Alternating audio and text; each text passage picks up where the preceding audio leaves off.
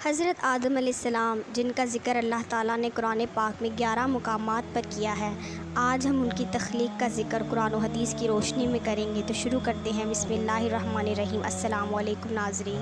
اللہ تعالیٰ نے جب حضرت آدم علیہ السلام کو پیدا کرنے کا ارادہ فرمایا تو بڑے احسان کے ساتھ فرشتوں کی جماعت میں حضرت آدم علیہ السلام کی پیدائش کا ذکر کیا۔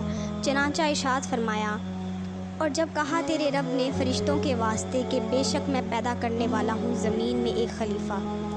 پروردگار عالم نے جب حضرت آدم علیہ السلام کو پیدا کرنا چاہا تو حضرت جبرائیل علیہ السلام کو فرمایا کہ روئے زمین میں سے ہر رنگ کی سفید مٹی، سرخ، سیاہ، شور شرین، نرم، سخت میں سے ایک مشت خاک اٹھا کر لا کہ میں ایک مخلوق پیدا کرتا ہوں۔ جب حضرت جبرائیل علیہ السلام زمین کے پاس گئے اور چاہا کہ ایک مشت خاک اٹھائیں تو زمین نے پوچھا، کس واسطے اتنی مٹی کم کرتا ہے؟ حضرت جبرائیل علیہ السلام نے جواب دیا کہ حق تعالیٰ اس سے ایک مخلوق پیدا کرے گا جو زمین پر رہیں گے، نیک اور بد بھی ہوں گے، عقاب اور ثواب ان کے واسطے ہوگا۔ پھر زمین نے عرض کی کہ میں اللہ تعالیٰ کی عزت کی پناہ پکڑتی ہوں کہ تو مجھ سے مٹی نہ اٹھا، کیونکہ کچھ لوگ نافرمانی کی وجہ سے جہنم میں جلیں گے۔ حضرت جبرائیل علیہ السلام زمین کی فریاد سن کر واپس چلے گئے اور عرض کی کہ الہی زمین تیری عزت کی پناہ چاہتی ہے، میں تیرے نام کی عزت سے مٹی نہ اٹھا سکا۔ پھر حق تعالیٰ جل جلالہ نے حضرت میکائیل علیہ السلام کو بھیجا، وہ بھی واپس آ گئے۔ پھر پروردگار عالم نے حضرت اسرافیل علیہ السلام کو بھیجا، وہ بھی اسی طرح خالی ہاتھ واپس آ گئے۔ پھر پروردگار عالم نے حضرت عزرائیل علیہ السلام کو بھیجا تو حضرت عزرائیل علیہ السلام نے زمین کی منت و زاری نہ سنی اور کہا کہ میں اللہ تعالیٰ کے حکم کو تیری منت و زاری پر نہیں چھوڑ سکتا، میں خدا تعالیٰ کا تابع دار ہوں۔ ملک الموت فرشتہ مٹی لے کر واپس آ گیا۔ پھر پروردگار نے روحوں کو قبض کرنے کا کام اسی کے سپرد کر دیا۔ پھر اللہ تعالیٰ نے فرمایا، اس مشت خاک کو جہاں پر اب کعبہ مکرمہ ہے وہاں رکھو۔ پھر 40 دن اس پر بارش برسائی، 39 دن غم کی بارش اور 1 دن خوشی کی بارش برسائی۔ اسی واسطے ہر آدمی اکثر رنج و غم، فکر و اندیشہ میں مبتلا رہتا ہے اور خوشی بہت کم ہوتی ہے۔ فرشتوں نے خدا تعالیٰ کے حکم کے مطابق اسی خاک کا گارا بنایا، پھر وہ کیچڑ خشک کیا گیا جیسا کہ کمہار برتن خشک کرتا ہے، پھر وہ برتن آواز کرتا ہے۔ پھر اس گاڑے کو خدا کے حکم سے وادی نعمان جو مکہ اور طائف کے راستے میں عرفات سے متصل ہے لے جا کر فرشتوں نے ڈالا۔ پھر حق تعالیٰ نے اپنے دست قدرت سے اس گاڑے سے حضرت آدم علیہ السلام کا خوبصورت قالب بنایا۔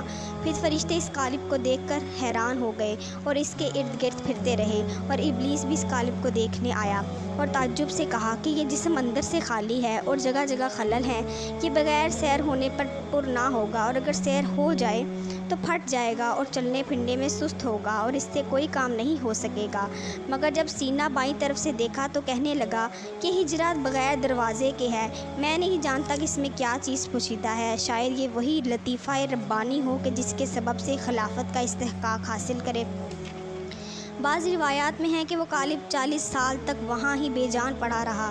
جب اللہ تعالیٰ نے چاہا کہ اس میں روح کو داخل کریں تو حکم دیا اللہ تعالیٰ نے روح کو کہ اے روح داخل ہو جا اس بدن میں۔ جب روح اللہ تعالیٰ کے حکم سے سر کی طرف سے داخل ہوئی تو جہاں جہاں تک روح پہنچتی گئی وہ خاکی بدن جو ٹھیکری کی طرح تھا گوشت پوشت ہڈی سے بدلتا گیا۔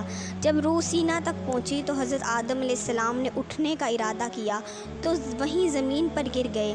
حق تعالیٰ جل جلالہ نے فرمایا، وَقَانَ الْإِنسَانُ عُجُولًا، یعنی انسان پیدا کیا گیا ہے جلد باز۔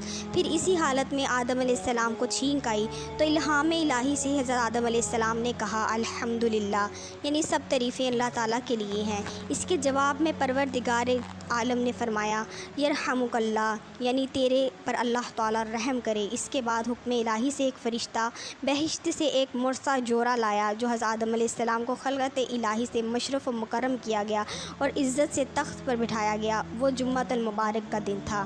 تفسیر عزیزی میں شاہ عبدالعزیز محدث دہلوی رحمۃ اللہ علیہ نے بیان کیا ہے کہ جب حضرت آدم علیہ السلام کے تمام بدن میں روح پھیل گئی تو حکم ہوا کہ فرشتوں کے پاس جا اور ان کو السلام علیکم کر، پھر دیکھ کے کیا جواب دیتے ہیں۔ پھر حضرت آدم علیہ السلام فرشتوں کی طرف گزرے اور کہا السلام علیکم، تو فرشتوں نے کہا وعلیکم السلام ورحمۃ اللہ وبرکاتہ۔ حکم ہوا یہی کلمات تحیتہ تیرے اور تیری اولاد کے لیے ہم نے مقرر کیے ہیں۔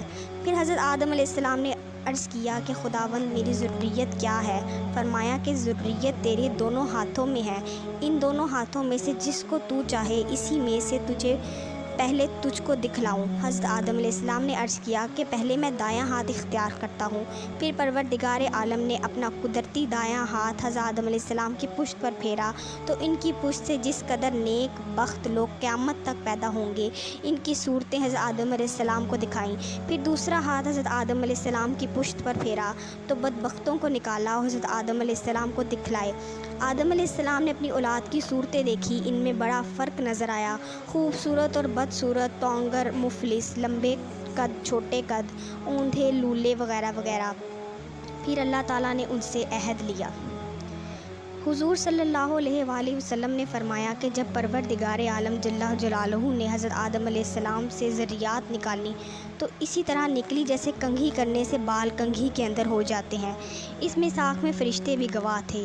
حضرت عمر رضی اللہ تعالیٰ عنہ سے مروی ہے کہ حضور اکرم صلی اللہ علیہ وآلہ وسلم نے فرمایا کہ اللہ تعالیٰ جل جلالہ نے حضرت آدم علیہ السلام کو پیدا کر کے ان کی پیٹھ پر جب ہاتھ پھیرا تو ذریات نکلنا شروع ہو گئی، تو فرمایا کہ فلاں فلاں تو جنتی ہیں کیونکہ اہل جنت ہی کاسہ یہ عمل کریں گے، اور یہ دوزخی ہیں کیونکہ یہ اہل نار کاسہ عمل کریں گے۔ کسی نے دریافت کیا، یا رسول اللہ صلی اللہ علیہ وآلہ وسلم، جب وہاں طے ہو چکا ہے تو پھر عمل کرنے کی کیا ضرورت ہے؟ فرمایا اللہ کا وہی بندہ جنت کے لیے پیدا کیا گیا ہے جس کے عمل جنتیوں کے ہوں گے، اور وہی دوزخی ہے جو دوزخیوں کے کام کرے گا اور اسی عمل پر قبل از توبہ دم توڑے گا۔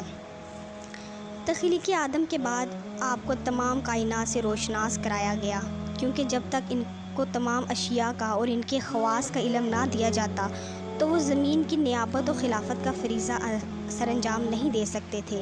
اس کی مثال بالکل ایسی ہے کہ جب کسی شخص کو کسی ضلع یا تحصیل کا حاکم بنایا جاتا ہے تو اس کو وہاں کے تمام تفصیلی حالات سے آگاہ کیا جاتا ہے، ورنہ وہ حکومت کے صحیح فرائض انجام نہیں دے سکتا۔